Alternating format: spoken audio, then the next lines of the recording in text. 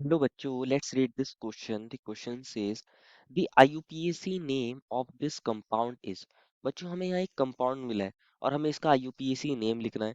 तो first of all बात करते हैं इस क्वेश्चन के की कॉन्सेप्ट के बारे में। इसके बारे में बच्चों, इस क्वेश्चन के की कॉन्सेप्ट के बारे में। और इस क्वेश्चन का की कॉन्सेप्ट क्या होगा बच्चों? IUPAC nomenclature. समझते हैं बच्चों इस क्वेश्चन के की कॉन्सेप्ट को। बेसिकली अगर आपको IUPAC नॉमेनक्लेचर करना है तो आपको जब भी इसका आईयूपीएसी नेम लिखना होता है किसी कंपाउंड का, तो उसके कुछ रूल्स होते हैं और उन रूल्स के बेसिस पर ही हम किसी कंपाउंड का नेम लिखते हैं। तो फर्स्ट ऑफ ऑल इस कंपाउंड को दोबारा लिख लेते हैं। ये कंपाउंड हमें मिला है, ये कार्बन है, ये CH2 है बच्चों। और अगेन ये कार्बन है, इससे इधर एक CH3 ग्रुप अटैच है और एक CH3 ग्रुप यहाँ पर इससे अटैच है।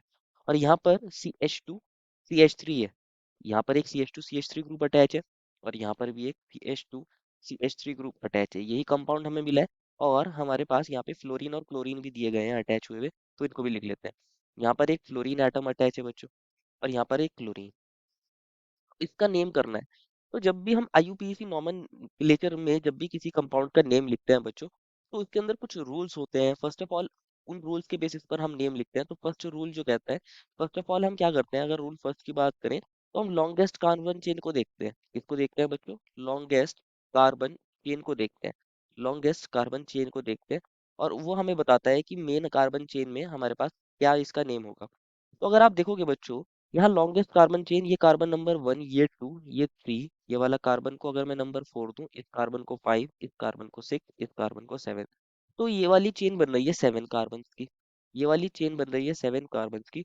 और एक चेन ये बन सकती थी 1, 2, 3, 4, ये 4 कार्बन की बनती, लॉन्गेस्ट तो नहीं है, तो ये वाली चेन नहीं हो सकती लॉन्गेस्ट। और एक चेन ये बन सकती थी 1, 2, 3, 4, 5, 6, ये भी 6 कार्बन की है, लॉन्गेस्ट नहीं है, तो ये भी नहीं हो सकती। और एक चेन बन सकती थी ये 1, 2, 3, 4, ये वाला कार्बन 5 होता, तो ये 5 कार्बन की बनती, ये लॉन्गेस्ट चेन नहीं होती। तो जो हमने फर्स्ट चेन ये एज्यूम करी थी बच्चों, जिसमें हमने 7 कार्बन लिखे हैं, ये लॉन्गेस्ट कार्बन चेन है। ये लॉन्गेस्ट कार्बन चेन है, हमने आइडेंटिफाई कर लिया लॉन्गेस्ट कार्बन चेन को। अब आपको चेक करना होता है बच्चों लोकेंट की पोजीशन। रूल टू में क्या कहते हैं? रूल टू में हम लोकेंट्स को देखते हैं, लोकेंट्स की पोजीशन को चेक करते हैं। लोकेंट्स को चेक करते हैं और उनको लोवेस्ट नंबर मिलना चाहिए। क्या मिलना चाहिए? लोवेस्ट नंबर मिलना चाहिए जो लोकेंट्स होते हैं। अगर आप देखोगे, ये 7 कार्बन की चेन है और यहाँ सिंगल बॉन्ड है, तो हम इसके लिए नेम लिख सकते हैं। 7 कार्बन के लिए लिखते हैं हेप्ट, 7 कार्बन के लिए लिखते हैं हेप्ट, और सिंगल बॉन्ड है तो एन, हेप्टेन। अब बच्चों अब क्या कहता है, अब हम लोकेंट्स को चेक करते हैं। अगर आप लोकेंट्स की पोजीशन देखोगे, अगर ये जो नंबरिंग हमने करी थी लॉन्गेस्ट कार्बन चेन की, अब हम लोकेंट्स को देखते हैं। यहाँ थर्ड पोजीशन पर कौन आ रहा है बच्चों? फ्लोरीन आ रहा है, थर्ड पर मिथाइल आ रहा है, और यहाँ 5 पर क्लोरीन और 5 पर मिथाइल आ रहा है। तो जो लोकेंट्स की पोजीशन बन रही है वो 3, 3, 5, 5 बन रही है। और एक पॉसिबिलिटी और हो सकती थी बच्चों, अगर हम नंबरिंग इस तरीके से करें 1, 2, 3, 4, 5, 6, 7, तो क्या होती पॉसिबिलिटी? तब भी लोकेंट 3, 3, 5, 5 ही बन रहे हैं, 3, 3, 5, 5 ही बन रहे हैं। तो आप देखोगे बच्चों दोनों केसेस में 3, 3, 5, 5 लोकेंट बन रहे हैं।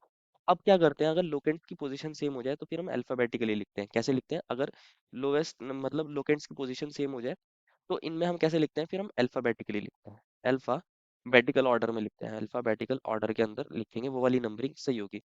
तो अगर आप देखोगे बच्चों, हमारे लोकेंट्स कौन कौन है? दो तो मिथाइल ग्रुप है, तो उनके लिए तो डाई मिथाइल, डाई मिथाइल हो जाएगा। एंड एक है फ्लोरीन, तो उसके लिए लिखते हैं बच्चों फ्लोरो। और एक है क्लोरीन, तो उसके लिए लिखते हैं बच्चों क्लोरो। यही तो होता है। अल्फाबेटिकली सी पहले आता है, एफ पहले आता है, या मिथाइल में एम। डाई को नहीं देखते बच्चों, अल्फाबेटिकली में मिथाइल को देखते हैं। तो एम आता है पहले, एफ या सी, फर्स्ट ऑफ ऑल आता है सी, देन एफ आता है, देन एम।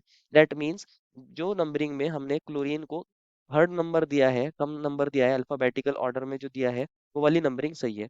दैट मीन्स ये जो बाद में नंबरिंग करी है हमने, ये वाली नंबरिंग सही है। ये वाली नंबरिंग सही है क्योंकि ये अल्फाबेटिकल ऑर्डर में हमारे यहाँ लोकेंट को कम नंबर भी मिला है और अल्फाबेटिकल ऑर्डर में भी है, तो ये वाली नंबरिंग सही है। तो इसके अंदर क्या है, थर्ड पोजीशन पर क्लोरो है, तो थर्ड क्लोरो। जब भी लेटर और नंबर लिखते हैं तो इनके बीच में हाइफन और फर्स्ट लेटर को कैपिटल लिखते हैं। P chloro.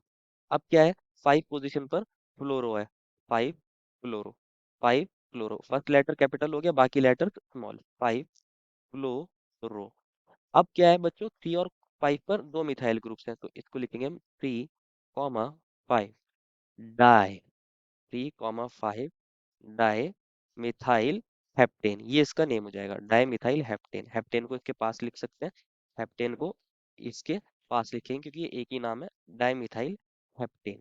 तो ये इसका आईयूपीएसी नेम होगा बच्चों। ये इसका आईयूपीएसी नेम होगा। क्या नेम होगा बच्चों? 3 chloro 5 fluoro 3,5 dimethyl This is the IUPAC name of the given compound. This is the final answer. I hope you understood it well and best of luck.